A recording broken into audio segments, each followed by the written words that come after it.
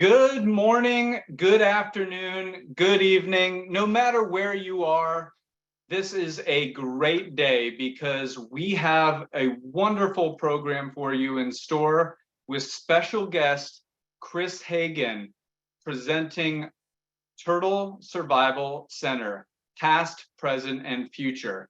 And this will be done in an interview format. So a couple of housekeeping notes for you is we want this to be an interactive experience. There is a Q&A feature that you will find on your Zoom panel, and that is where you will be able to type in questions for Chris for the Q&A session at the end of the interview. We also have a chat feature, and that chat feature, you'll be able to find updates from the Goose to my Maverick, my brother in Turtle Arms, David Hedrick, who is running the show behind the scenes. He'll give you a lot of different links to be able to check out either during or after the interview. And that's also an opportunity to chat amongst yourselves because I am sure we have a lot of turtle lovers out there. My name is Jordan Gray, turtle nerd, turtle biologist, conservationist, and the education coordinator for Turtle Survival Alliance. So we're going to have a great interview. And to start that off, I want to introduce to you the chair of the board of Turtle Survival Alliance and one of the lead supporters of what is the Turtle Survival Center, Patricia Koval. So all of you, get ready. This is a very, very special moment to have Patricia Koval be able to give an address to everyone watching in Turtle World. Take it away, Patricia. Okay, thanks, Jordan, for that very effusive introduction. First of all, hello, everyone. Thank you so much for joining me and the Turtle Survival Alliance today. It is our profound pleasure to educate and share awareness about the importance of conservation action in celebration of World Turtle Day. As I'm sure you all know, the Alliance works to protect and restore wild populations of tortoises and freshwater turtles through science-based conservation, global leadership, and local stewardship. One of the key ways that we do that is through the assurance colonies and the captive breeding that we maintain at the Turtle Survival Center. My husband, Alan, who's listening in on this webinar, and I have always been devoted supporters of conservation, and particularly global freshwater turtle conservation. In 2012, a really special opportunity presented itself to TSA, and that was in the form of a property outside Charleston that was ideal in so many ways for the purpose of setting up assurance colonies and putting captive breeding practices into place for highly endangered species. Alan and I were delighted to make that purchase a reality in 2013 by making the lead gift for the purchase, and we were delighted to name it the Turtle Survival Center. So here we are, 10 years later. Today, the center's home to more than 700 freshwater turtles and tortoises, and they represent approximately 25 of the most critically endangered species in the world. We also have, I must add, a robust horticulture program that, among other things, provides delicious treats for many of our beshelled residents. And I've had the pleasure of watching that actually happen as fruit has dropped off trees or plants into ponds, and I've watched the turtles leap forward to take their bites of delicious papaya.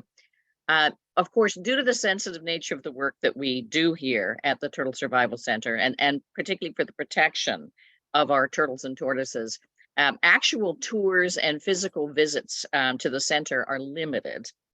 In fact, they're rarely available. So today is really going to be a special opportunity to talk about the TSC. And it's my pleasure to welcome Chris Hagin, the director of the Turtle Survival Center, to talk more about the important work we're doing. Just by way of background for Chris, and Chris really needs no introduction. I think many of you know Chris and know the work he's done over the years. But he's been a member of the Turtle Survival Alliance since 2001. He managed animals for us in a volunteer capacity for nearly a decade, before joining as a full-time employee in 2010. He's responsible for the strategic development and management oversight of the Turtle Survival Center, as well as other turtle assurance colonies throughout the U.S. Under Chris's excellent direction and stewardship, the Turtle Survival Alliance has assembled one of the rarest collections of endangered turtles in the world, and we've created viable assurance colonies to ensure that the dreaded word extinction doesn't happen to them. Chris is a true turtle connoisseur. He's been studying turtles of the world since he was 4 years old. He has an extensive background in herpetology spanning over 35 years, including a mixture of herpetoculture, animal collection management, biological sciences, taxonomy, field and lab research, and teaching and environmental education. So without further ado, please join me in welcoming Chris Hagin. Thank you very much, Pat. That was a wonderful introduction. And Chris is a world-renowned turtle biologist and authority on turtles. And let me also say, for everybody watching, a big thank you from me, the Turtle Survival Alliance, and so many people out there to Alan and Patricia Koval, because without their support, this arc, we'll call it, of critically endangered and endangered turtles in the backwoods of South Carolina would not be possible. So thank you very much, Patricia. So Chris, Pat was able to give a little bit of background about you and talking about your history with turtles. And you've been passionate about wildlife and their conservation, particularly turtles, ever since a young age, like Patricia was saying. Can you tell us about your first experience with a turtle? Yeah, thanks, Jordan. And let me reiterate what you said as well to Pat and Alan, that just thanks for the introduction, and of course, thanks for everything that they have done to make this facility a possibility for turtles and everyone that gets to work here with those turtles. It's been great to have that support from them all these years.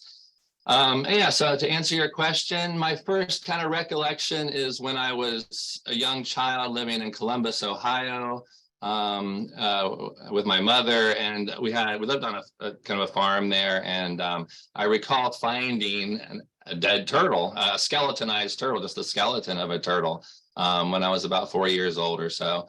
And just something about it I found extremely interesting. And I mean, I love wildlife. I consider myself a generalist, naturalist of everything in the universe, but I do have an affinity towards turtles, crocodiles, crocodilians, and other reptiles and amphibians. But I really do, just a general naturalist and conservation across the board too, or conservationist. So yeah, those early days of just being interested in dinosaurs and, seeing turtles and snakes and toads and everything, I've just always really been interested in all of that. Yeah, that's interesting, Chris, because a lot of people, for their first experience with a turtle, might be a turtle as a pet, or a turtle crossing the road, or maybe seeing a turtle at a zoo or an aquarium. So starting out with that fascination with the skeleton of a turtle, it's pretty neat, and it kind of led you on this path, which brings me to my next question along those lines is, was there a catalytic moment that you knew that you wanted to work with these amazing and ancient creatures for the rest of your life? Well, I'm not sure if there was a moment or it just was, because it's just, something that you do. It's an interest, it's a hobby that kind of turns into an obsession, that turns into, I guess, a career. I mean, I've been able to do this my whole life, luckily. I've dabbled in other things here and there, and maybe briefly thought about, oh, maybe I would go to veterinary school or something like that. But no, biology, being a field biologist and kind of professional captive manager too. I mean, that has always interested me a lot too. I've always had turtles at home, been involved with rehab, been involved with my local nature centers when I was growing up, and the Museum of Natural History in Dayton, Ohio, and just always been surrounded by rehab and education and wildlife biology and management and captive husbandry as well. So all those things were just everyday life to me. It was normal. It wasn't anything that I maybe necessarily, it just struck me, this is what I want to do. It's just what I've always done. It's what I do when I'm on vacation. It's what I do when I go home. It's just a way of life, I guess, for me. Well, no, I think that's a really great answer, because some people do have that catalytic moment, whereas in others, it's a winding road and with so many influences and variables. And I think you just demonstrated that perfectly, especially for those out there who are not exactly sure how to get into conservation or what they want to do, is just realizing that there are all these opportunities out there, and maybe those little moments in life that are like, light bulb in the head. This is something that I would like to get involved in.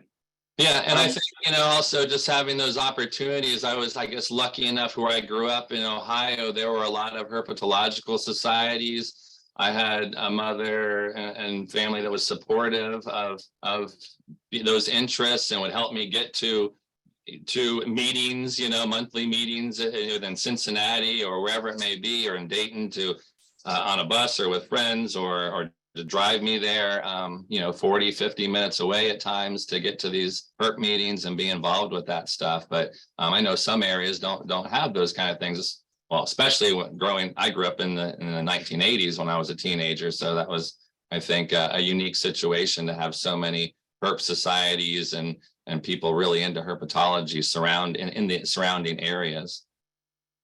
Sure. And I think that kind of brings up another good point, is for, the Turtle Survival Alliance is very much an umbrella, right? So we have these various connections throughout the United States, Canada, and the world. And so for people who are looking to get involved, Turtle Survival Alliance is a great place to start, whether it's through simply communicating with us of, how do I get involved in my region? Because we have such a network of hopefully being able to get somebody involved right there where they are.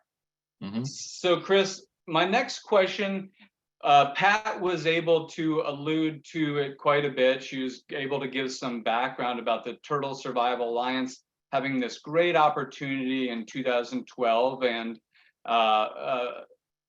being able to establish, really kind of quote unquote, open the doors for the Turtle Survival Center in 2013, now establishing scientifically managed populations of species that are likely to depend on captive management to avoid extinction.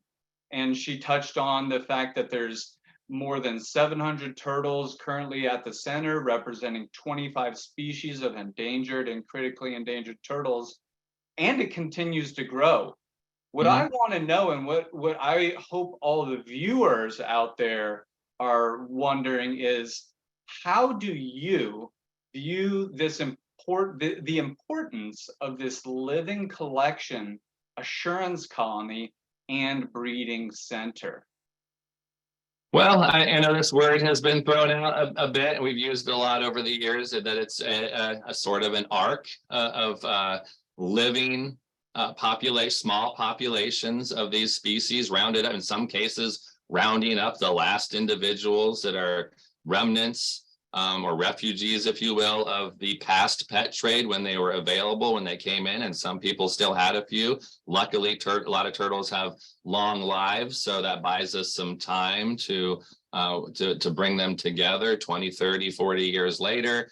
So yeah, it's this, it's a diverse, genetic diversity in small populations, trying to keep these groups in existence for having options for the future, whatever can be done. This is an endeavor that outlasts my lifetime, and well, literally every single person alive on the planet at this moment. This is a long-term effort. Maybe hopefully some things will be able to happen in a shorter period of time, but we're looking at a really long haul here, trying to keep these species in existence. Luckily, they're turtles, and they're in some cases, or many cases, a lot easier to manage long-term than some other types of animals in a captive setting. And, as culture changes, things change, globally over time. Again, these options will still have these species around, and there will be options to do something with them, whether that be reintroduction, population augmentation, whatever it may be. The species will still be in existence. Right. And with regard to species still being in an existence, can you tell us just how endangered are some of the species, and maybe what are some of those species that you can name that we maintain and breed at the center? Well, so there are a few species that are down to the last few individuals, and some that we don't keep here at the center, like the Rhapidus swinhoe, the giant softshell, and down to the last few individuals probably. But here at the center, we have things like the yellow-headed box turtle, Joe's box turtle, which is spelled Z-H-O-U. It's Mandarin, so it's Chinese, a little different pronunciation there. We have McCord's box turtle. We have the Rhode Island snake neck turtle. These are all turtles that are considered to be most likely extinct in the wild. So they are highly endangered. In some cases, the founder population, meaning the original wild-caught animals that came out of the wild 10, 20, 30 years ago, and haven't been seen in 10 to 20 years, in some cases, new ones out of the wild. So that's one reason why biologists think that they're likely gone from the wild, or there might be 1 or 5 individuals out there on the landscape. So we have some of these founder populations of less than 50 individuals left in the entire world. Now with captive bred offspring, that brings the numbers up in some cases to 100 or 200 or 500. But still, comparatively, that's very few individuals. And we're working with these last individuals, trying to keep them in existence. Again, luckily they're turtles. Inbreeding depression isn't as much of an immediate issue as long as there's a few animals. I mean, a lot of populations of turtles probably began on islands and other places with just an individual or two and their offspring. So we also know from genetic studies of wild animals that a lot of them are very closely related individuals within a population too. So we have that going for us, luckily. They're not mammals. They are reptiles. They've been around for a long time. They're survivors. We just need to, change our practices a little bit so they can continue to survive on the planet with us. Yeah, and I think what you just said is so poignant. There are colonies. Some of them are producing every year, creating more individuals of their species, that are presumed or considered extinct in the wild. And that really just shows how important the Turtle Survival Center and other facilities like it, and those facilities working together, are for the survival, for the preservation of those animals. Sadly, those animals very well may not be in the wild anymore, but at least at facilities like the Turtle Center, there is hope for them. Now, speaking of expansion and the animals, the growth of those populations, we have a lot of Kuora McCordy, the McCord's box turtle, hatching every year. That's just one example. This year, we were able to open the Assurance Colony Expansion, or ACE, facility. Could you tell us a little bit more about that facility and what are the overall needs, and really how important is it to the center's operations and for being able to continue to breed these critically endangered and presumed extinct in the wild species? Yeah, so I guess one of the things about doing what you do well is that you're successful at it, and we breed a lot of turtles. Almost every species that we keep here, we've been able to breed, some in much larger numbers than others. Well, the reproduction is outpacing our construction efforts and raising money to build more facilities, because we do have it. We're not just breeding uncontrollably forever here in terms of what we keep here. We do send a lot of stuff out to zoos, other facilities similar to this, and universities that work in this area too. So, but we have to grow here too. We have target populations of all of these species, and we need to have the space to raise them, to rear those juveniles. And then beyond that, we need the adult enclosures, whether they be indoor or outdoor facilities. A lot of the species that we maintain here do well in this type of climate, and so they can stay outside all year round. But there are others that are tropical in nature that have to be indoors for most or all of the year. And this Assurance Colony expansion building, it's a 2,400 square foot building, will give us the wiggle room for a while to raise up a lot of juveniles in there. It has 151 individual enclosures in it planned. They're not all up and running just yet, but many of them are. And that will give us some time to, again, fundraise and to expand. We have areas cleared. We have a whole development plan over the next 25 or so years to build this center out to a population that's 3+ times the size of what we have right now, to maintain these populations with a high range of genetic diversity for 100+ years. Yeah, thanks a lot for that answer, Chris. And the populations are continuing to grow. You've shown the importance of this Assurance Colony expansion facility.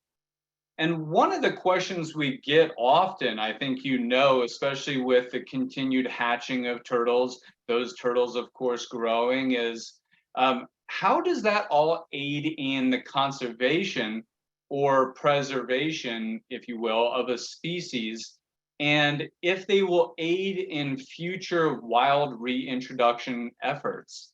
Maybe you can explain a little bit more about that, and even give us an example that you might have of returning captive hatched turtles from the Turtle Survival Center to the wild. Yeah, sure. So that is obviously the ultimate goal. I think we would ultimately like to run ourselves out of business. I would rather not have to do this to develop this ark or this bank, this genetic bank of living turtle species. I'd rather go to whatever country I need to go to see them in the wild, but that's not the case at the moment. So the ultimate goal is to be able to put animals back to the wild, offspring of the founder stock that have been, again, in this country for decades in most cases. Some of them may have come from recent confiscations here and there, but for the most part, they've been around for a long time in this country, in the US. And so, yeah, we that's the ultimate goal. I would love to see a lot of these things going back to the wild in time. And, the first candidate that this is likely looking like it's going to happen with is the Rhode Island snakeneck turtle. I was on Rhode Island, which is a tiny island in Indonesia, southernmost island. It's really close to Australia, actually. In 2004, looking for this turtle, I happened to see 3 while I was there. And apparently that's the last time anyone's seen one, despite a lot of surveys by local Indonesian biologists and foreign visiting biologists as well. And so they're seemingly gone.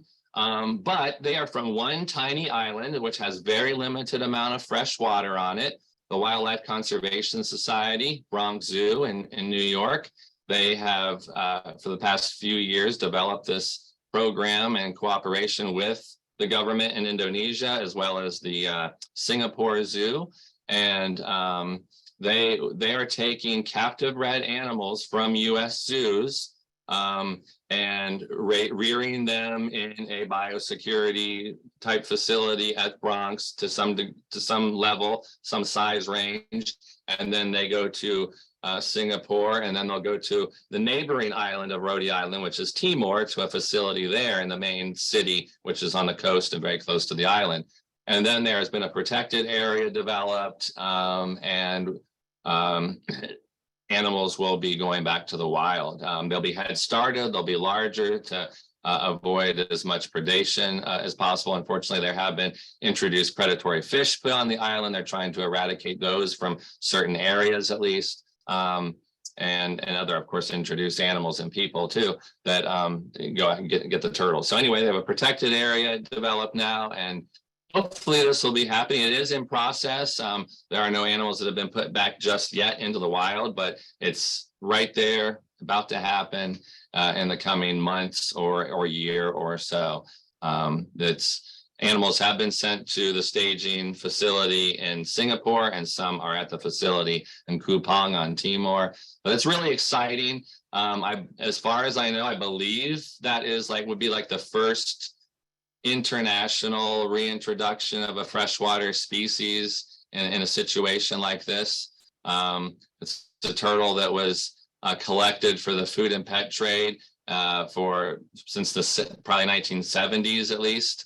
And just in a short, because it's such an isolated geographic range and limited habitat, they were easily collected out in about 30 years. And by 2000, they were pretty much all gone. And that was only 2000 was 6 years after they were described as science. They're always sent out of the country as a different species. The New Guinea snake neck, which turtle people recognize that wasn't the case, or it was a different looking animal. So some people kept it separate. And people were breeding that species long before they were even described as science, which is kind of neat.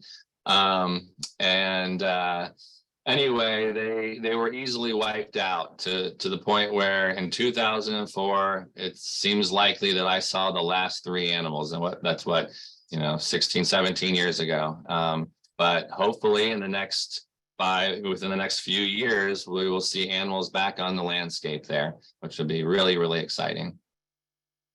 Yeah, that is exciting and full circle for you, being able to see the last few individuals and then being part of this first reintroduction or rewilding of this species of turtle to Rhode Island and Indonesia. And a side note for all of you watching, so Chris is turtle nerd 1000 level, and so he has tons and tons of different turtle shirts. The turtle we are focusing on for World Turtle Day this May 23rd is the Rhode Island snake neck turtle.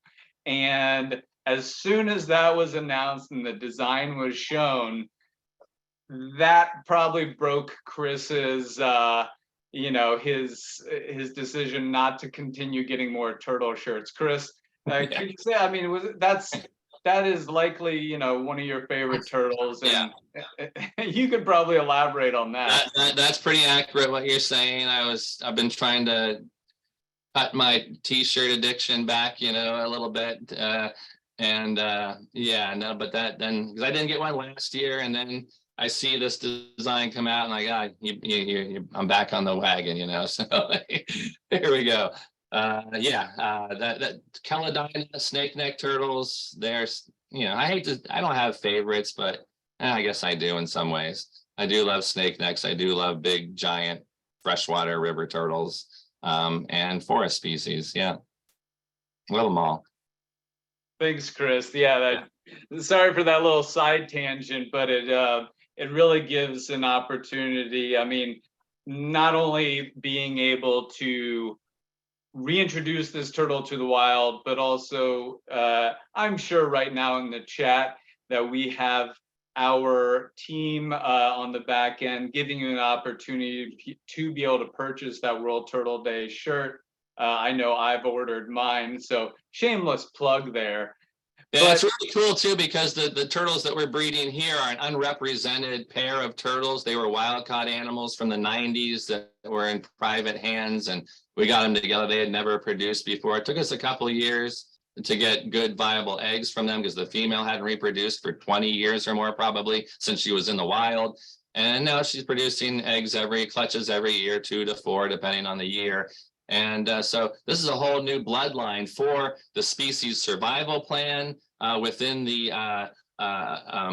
Aquarium and Zoo Association, AZA, because there are very few founder animals left. So this is a nice injection of new wild-caught blood, both for the species survival plan within captivity, as well as for the reintroduction efforts. Yeah, and I think all of what you've said has gone to show the mission of Turtle Survival Alliance, the mission of the Turtle Survival Center, getting animals back into the wild or preserving or conserving wild populations is what we are all about and is our end goal. But it takes a lot of effort. It takes a lot of collaboration.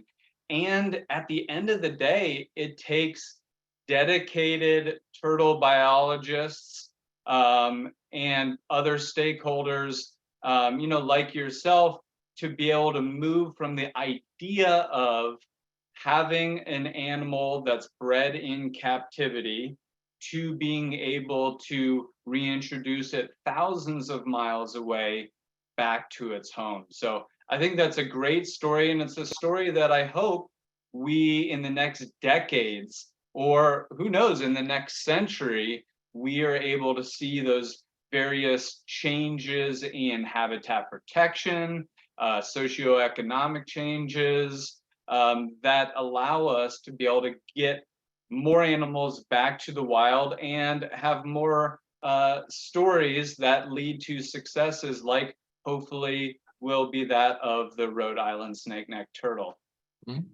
So next question, Chris, you've given us, and Patricia has also given us a wonderful look at the past and present status of the Turtle Survival Center. What does the future look like?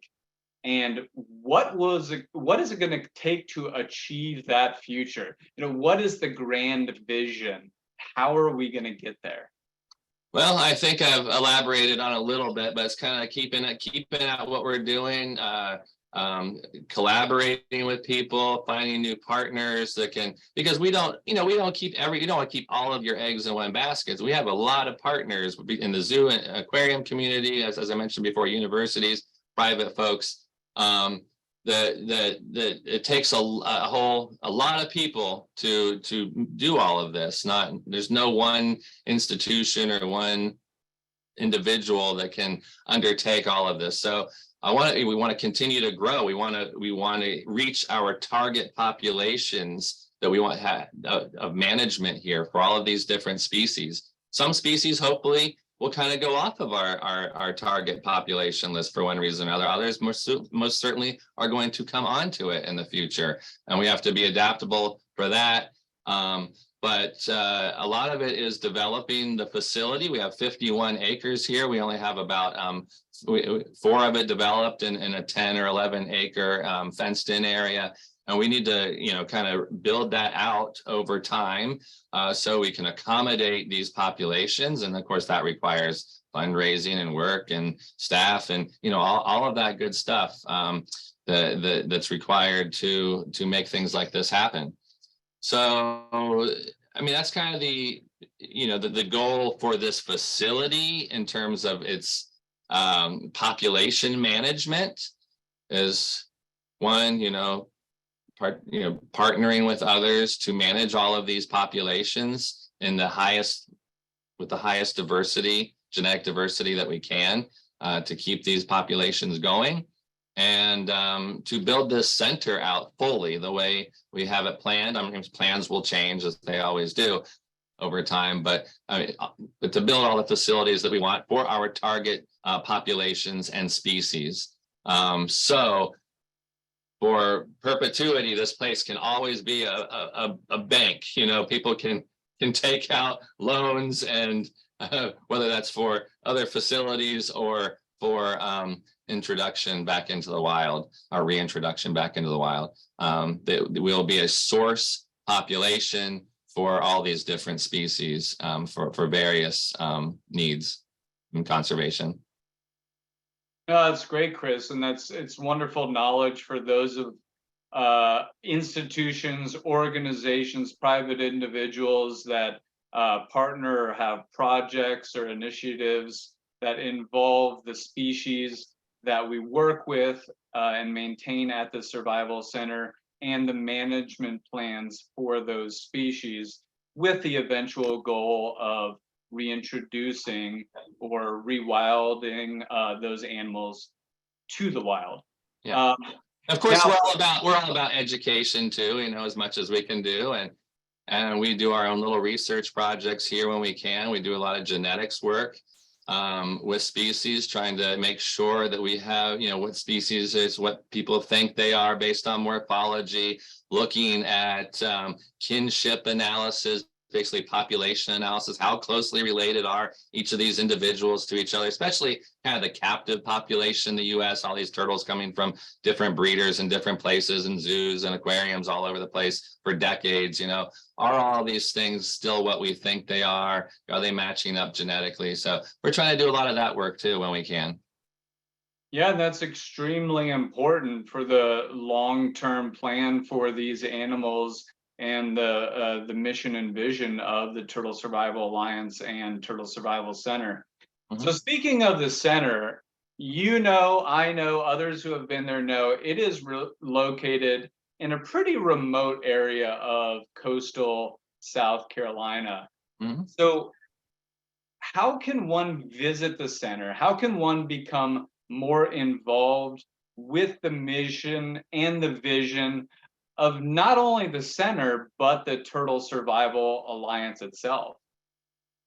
Well, certainly getting involved locally wherever you are, if you're not, you know, near here. But to see the center, well, we're not open to the public, as was mentioned earlier, but we do offer tours occasionally, donor tours. We're about to have one of those in a few weeks. We have our yearly conservation, or our conference on turtle conservation and biology coming up here in end of July, early August.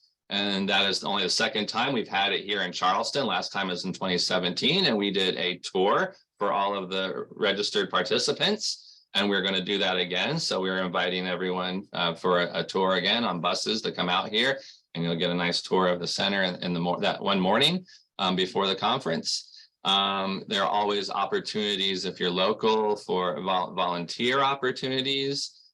Through our volunteer program. We also have a strong internship program. First summer intern just showed up this Monday.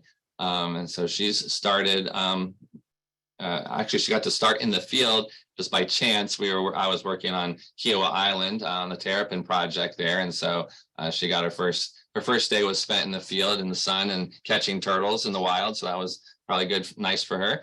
And now she's doing water changes and learning diets and all the ins and out of husbandry here. So yes, we have various opportunities there, but you know, in general, it's again, getting involved, connecting yourself with the TSA, with your programs or your local turtle conservation groups potentially. There's a lot of stuff going on all over the world, and you know, we like to hear about it. We like to help where we can.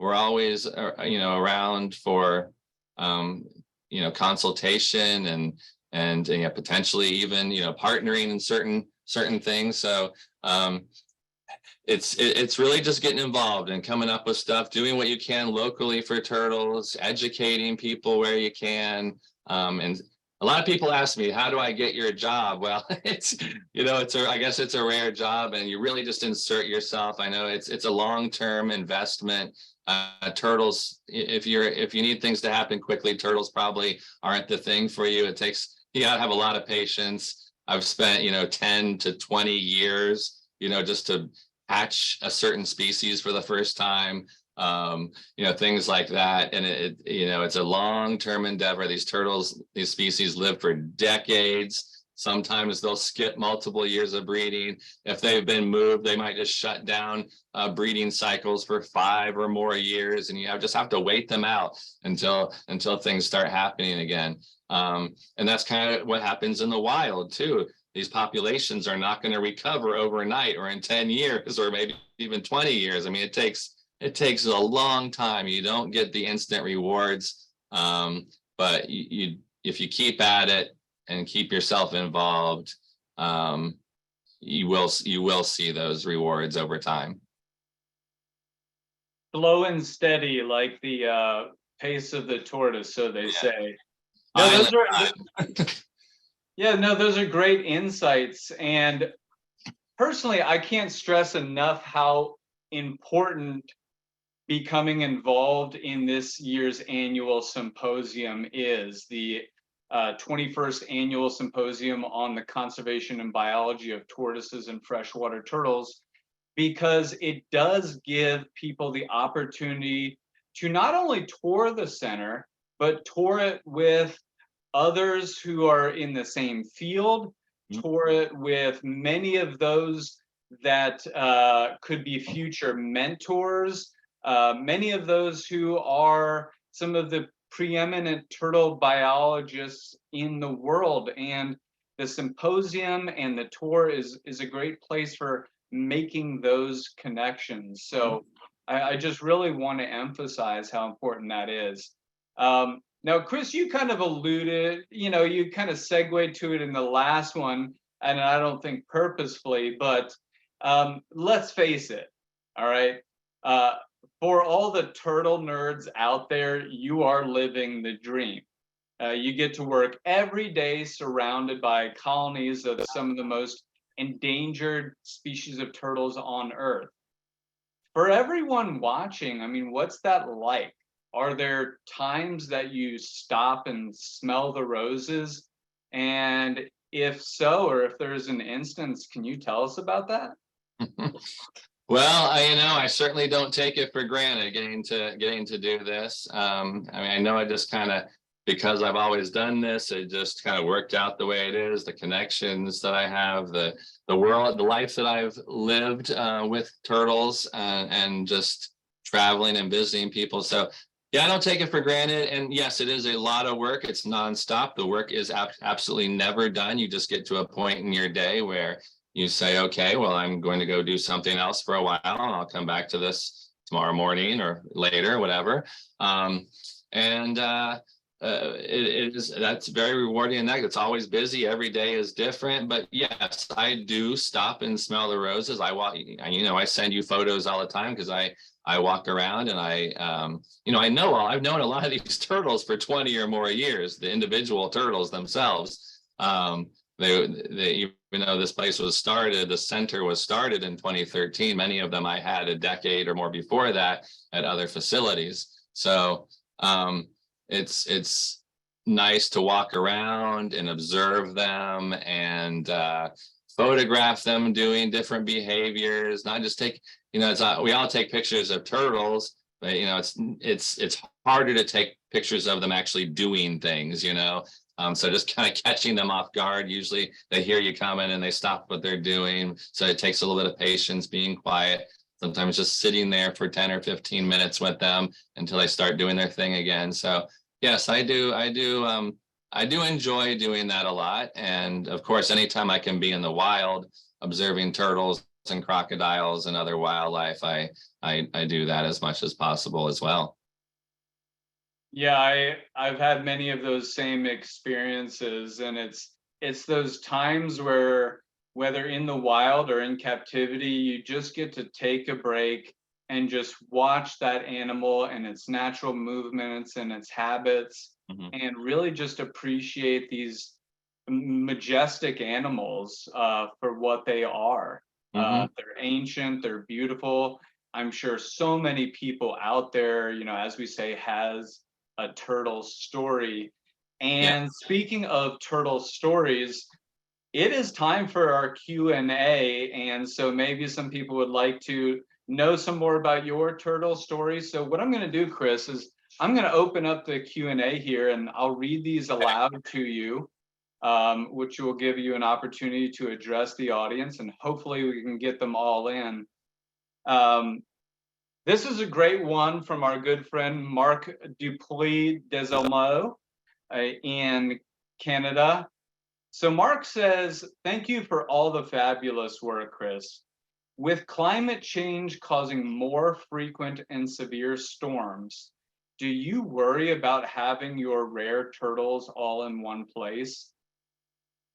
Well, that certainly, but that's why we don't keep them all in one place. That's why they are spread out different. They're not all in one specific place here at the center. We try to break up the species in different different facilities that we have here within the center.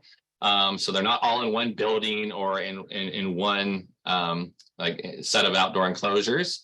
And they're also, shared again among different zoos, aquariums, universities, private individuals. So they are not all in one place. But yes, that's always a concern, especially if you're looking at, species like Cora joey. Every single one in the United States is that I'm aware of anyway. I think this is true.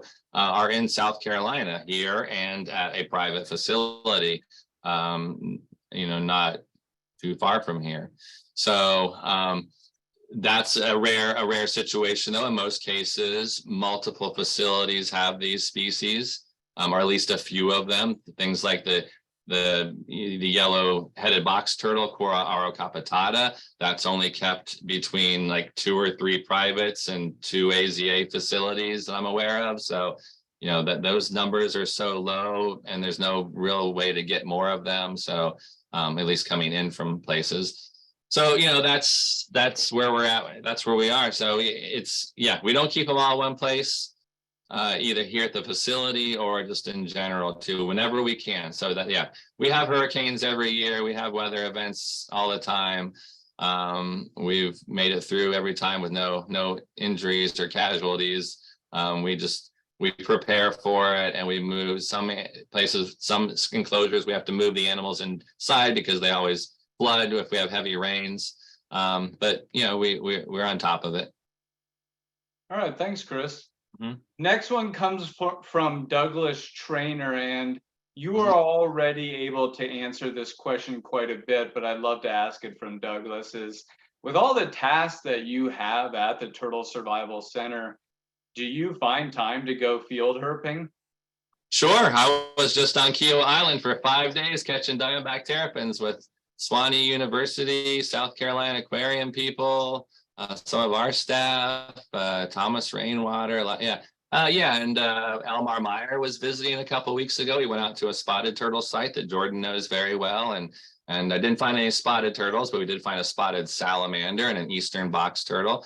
So I do get out, but not as much as I used to. I used to travel the world pretty regularly. I haven't done that in a couple of years. But that'll happen again. Right now I've got to deal with what I'm dealing with here. That's okay. I've spent a lot of decades running around the world, seeing turtles all over the place. And there's a bit of a competition between a few people, kind of like a birders list, a turtle list, how many turtle species people have seen in the wild. And Brian Horn, I believe, still holds the record for that at around 150 species. And I'm at 96 myself. But that's quite a task to go around seeing even half of the world's species is a major task to see them in the wild. And some of them you just can't see because they're probably gone. Yeah. All right. Thanks, Chris. Again, this might be a complex answer, so we'll try to see if we can do it as briefly as possible. This comes from Ronald Michael. What is the ideal, desirable number of to guarantee genetic diversity in an assurance colony? what sex ratios do you maintain in the colonies? And I know I already see where your answer is probably going to go, but if you want to be able to give Ronald kind of a general answer there. Just basically, it's a little bit variable, but the math, the equations, and again, I think these equations are more based on mammals and birds, or at least mammals. So I don't know if it totally applies to reptiles or turtles in particular, but it is what we follow in this equation. Generally spits out anywhere from like 9 to 12 or 13 pairs should give you about 95% genetic diversity over 100 years plus. All right, thanks, Chris. No, that was a great simplification of that, sometimes in rather complex answer. And those should be like original wild caught founder pairs, because if you're doing it with captive bred animals, you don't actually know if you don't really know that for sure if they're from the wild either, but you presume that they're not directly related from the wild, although we know that's not always true. But it's more likely when they're captive bred, especially if they're rare species, that they're coming from just a couple of sources. So you want to do that with the wild caught animals the best you can. Sure. That many pairs. Yeah. I know you will like this question and have a great answer to it. Is from Joaquim Dichena. Why is the Kuora genus considered to be the most threatened genus of turtle? Okay, well, basically because currently there are 13 species. There will be more coming soon. There are like the Kuora amboinensis, what we call the Southeast Asian box turtle, is actually clearly multiple species with a range like that, and the different morphology. We've known that for a long time, but people are finally getting a handle on that, and those descriptions will come out. So, but it's basically because some of them had highly restricted ranges to begin with. And so it was really easy to kind of, collect them all. And they're highly desirable for traditional medicines, for pets. Back in the 70s and 80s, they were just being collected for food until they became more valuable in the pet trade. And like I have price lists at my house right now that I have from the 1980s, early 1990s, that have species like the yellow-headed box turtle, Kuora auricapitata, Kuora pani, all these species for $100 to $200, or $40, $100, $200, and then they're all gone. So it didn't take long. It's also the normal things: habitat destruction, pollution in some areas. The just general human alteration of habitat. But as a genus, all of them have been drastically reduced. Their populations have been drastically reduced in numbers. So, and a few of them are considered functionally extinct, if not totally extinct in the wild. And I think only one, amboinensis and maybe Kuora mahadi are the only ones that are not considered critically endangered right now, currently. So it's just strictly because of the numbers thing. They've been reduced and they're gone, and every other, I guess you could also say rapidus, but we're talking about, two species there. One of them is basically gone. We don't know a lot about the status of the other one. Badager for sure. Badager and Kuora would be the top two of probably the most endangered genera of turtles on the planet. All right, thanks, Chris. So we only have about 5 minutes left, so I'm going to look over some of these questions, and for all of those who have asked questions in the Q&A, we'll try to get those answered, whether orally or be able to type you an answer. This one goes to back to Ronald's question from Timothy Stewart, is how much inbreeding can a turtle colony like that at the Turtle Survival Center handle regarding these tiny island populations? I think that's also a great question for JJ Apodaca and Right. Natalia Gallego? Yeah, I think that's a great question, and I don't know that anyone really knows the answer to that. I mean, sure, scientists have their equations and their models, but is that really reality? How many turtles have started a population from one gravid female, and all she had to breed with were her offspring? I think that has happened many times in the course of the history of the planet. And yes, as long as other things are coming in occasionally, but I think turtles can inbreed for a extremely long time before they have any real issues. I'm basing that totally anecdotally and just thinking about the reality of how life works. But I don't know that anyone truly knows the answer to that question. All right, thanks again for that question, Chris. I love this question from Gail. Going back real quick, I think someone would need to live for a few thousand years to to research that, to like really see. You think about Galapagos tortoises, some of these species that have very long generations. So yeah. How many times can they breed with their relatives before it's a problem? I don't know. Well, you're on your way, Chris. I fully believe you to live up to that 1,000 mark. So I look forward to you presenting that information. Yeah. So I was saying I do love this question from Gail Hendrickson. Chris, I greatly admire your perseverance and optimism. How do you maintain a positive attitude in the face of the current reality? Yeah, well, what else are you gonna do? Yeah, I could mope around and just I'm cynical sometimes. People that know me know this, but why not? It's optimism, hope. That's the only thing that that in any rebellion or war, that's what keeps us going. So yes, it's a bleak situation. I'm not going to sugarcoat it, but there is light at the end of the tunnel, so to speak. There are successes here and there around the world where a lot of people are doing incredible work in the field all over the planet, protecting turtles and other species in their neighborhoods and their backyards. When I say backyard, I mean everywhere around their region, not just literally their backyard, but it just. Again, what are you going to do? Am I going to just sit here and be down about it all the time? No, I have to push forward.